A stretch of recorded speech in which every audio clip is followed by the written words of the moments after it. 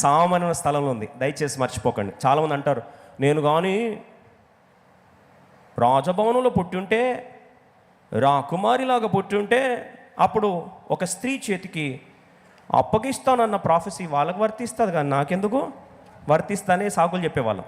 కానీ గమనించండి, యుద్ధ భూమిలోనికి తాను వెళ్ళలేదో, దయచేసి రండి, యుద్ధ భూమిలోకి తాను వెళ్ళలేదు, యుద్ధ భూమే తన గుడారంకి వచ్చింది.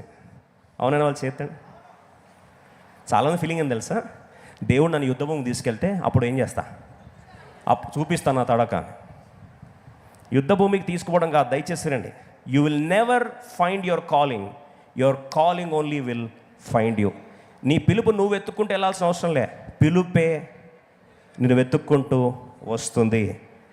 ఈమె దేవుని కొరకు పిలువబడింది. అయితే సిసెరా శత్రువు యుద్ధ భూములు ఉండాల్సినోడు ఎక్కడికి వచ్చాడు? దొర్లుకుంటూ ఎక్కడికి వచ్చాడు? సామాన్యమైన ఆ యొక్క గుడారము దగ్గరికి వచ్చాడు. దయచేసి వినండి, God literally brought the enemy to the door. చాలామంది అంటారు, ఇంకెవరైనా హ్యాండిల్ చేయాలి, లేకపోతే నేను అర్హురాలు కాదు, నేను నిజంగా సామాన్య గృహిణే కదా. లేదో, దయచేసి గమనించండి.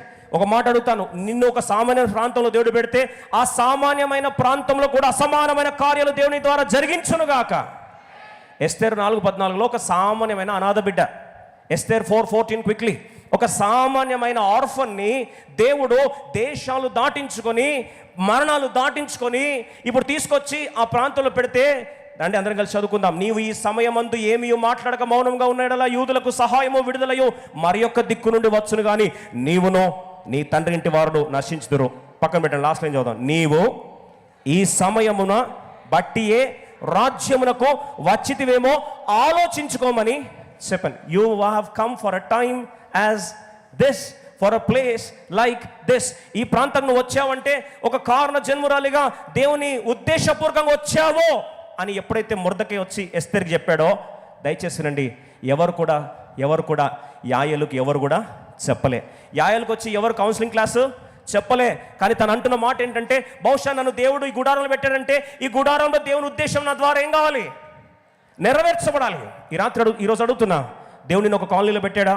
దేవుడిని ఒక ఇంటికి తీసుకెళ్ళాడా? ఒక పెళ్లి ద్వారానో, లేకపోతే ఒక బంధం ద్వారానో, లేకపోతే ఒక పలాని పరిస్థితి ద్వారానో, పలాని దుర్ఘటన ద్వారానో, సంఘటన ద్వారానో దేవుడు తీసుకొచ్చి నిన్ను పలాని ప్రాంతంలో పెట్టాడా?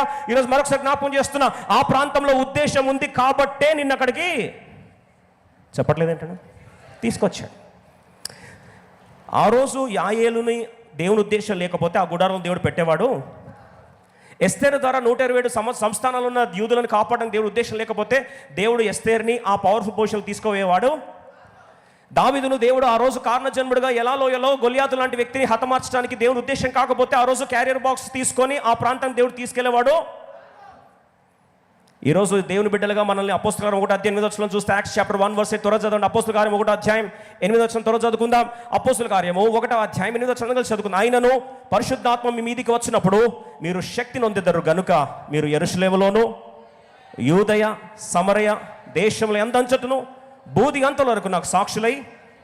యెరూషలేం అంటే వారి స్వస్థలం, యూదయ అంటే వారి కమ్యూనిటీ, సమరయ అంటే కష్టమైన ప్రాంతాలు, బూది గంతములు అంటే పెద్ద పెద్ద పరిచర్య, ప్రపంచవ్యాప్తంగా వారు వెళ్ళాల్సిన 4 స్థానాల్లో దేవుడు ఒక్కొక్కరిని తీసుకెళ్తున్నాడంటే ప్రతి ప్రాంతంలో దేవుని ఉద్దేశం నెరవేర్చడానికి your current location is your divine assignment.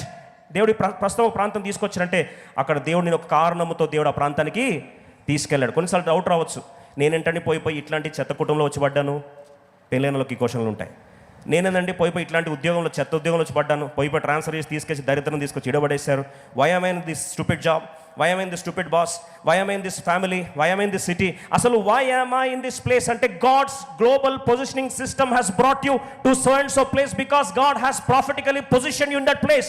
దేవుడు ప్రవచనరీతిగా ఒక స్త్రీ చేతికి తనను అప్పగిస్తానని వాగ్దానం ఇచ్చిన ఆ నెరవేర్పుకి దేవుడు ఆ బిడ్డను తీసుకొచ్చి ఆ ప్రాంతంలో స్థిరపరిచాడు.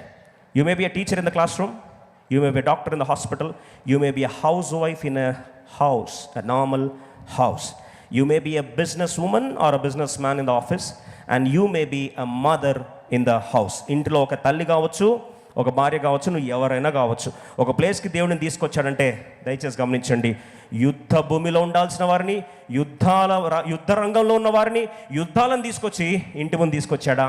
కొన్నిసార్లు నీకు డౌట్ రావచ్చు, ఏంటంటే నా ప్రశాంతంగా ఉన్న ఇంట్లో ఇలా వచ్చి శత్రువు పడ్డాడంటే, ఇలా ప్రశాంతంగా ఉన్న ఇంట్లో ఎందుకు ఇలాంటి రుగ్మతలు వచ్చాయి, ఎందుకు ఈ ప్రాబ్లమ్స్ వచ్చాయి అంటే, ఈరోజు ప్రభు జ్ఞాపకం చేస్తున్నాడు, ఒక ప్రవచన వాగ్దానం ఇది ఏదో ఆధారపడుతుంది కాబట్టి దేవుడే ఏర్పరచుకుని నేను ఏం చేసి అక్కడికి తీసుకొచ్చాడు. A common place. మూడో మాట జ్ఞాపకం చేస్తాను. వాస్తవంగా తన చేతిలో ఏముందంటే